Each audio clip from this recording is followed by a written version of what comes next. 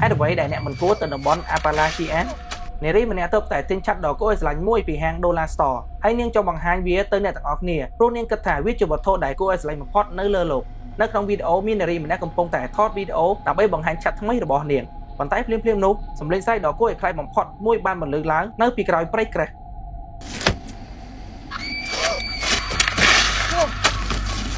Okay.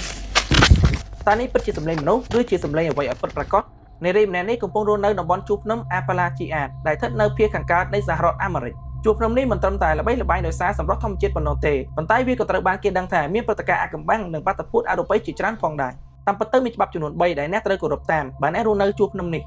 ទី1គឺក្រោយម៉ោង6ល្ងាចសូមកុំនៅខាងក្រៅផ្ទះទោះបីជាត្រឹម1វិនាទីក៏ដោយទី2គឺប្រសិនបើនៅពេលយប់មានអ្នកមកគូសទ្វារដែលខាតកំបោរទ្វារឲ្យអ្នកណាម្នាក់ឲ្យសោះនិងច្បាប់ចុងក្រោយគឺប្រសិនបើឮសំឡេងហៅឈ្មោះរបស់អ្នកនៅខាងក្រៅសូមកុំងាកទៅមើលឲ្យសោះនារីនៅក្នុងវីដេអូដឹងច្បាស់ពីច្បាប់ទាំងនេះចុះហេតុអ្វីបានជានាងនៅកន្លែងចតឡានរហូតដល់ម៉ោង6ល្ងាចមនុស្សជាច្រើនគិតថានេះប្រហែលជាសំឡេងស្រែករបស់ Skinwalker ដែលជាសត្វមានសមត្ថភាពកែប្រែរូបរាងបានប្រសិនបើអ្នកស្ថិតក្នុងស្ថានភាពដូចជានេះតើអ្នកនឹងជ្រើសរើសពិនិត្យទៅមើលកន្លែងដែលបញ្ចេញសំឡេងឬក៏រត់ចូលទៅផ្ទះភ្លាមៗខមមិននៅខាងក្រោមឲ្យខ្ញុំដឹងផង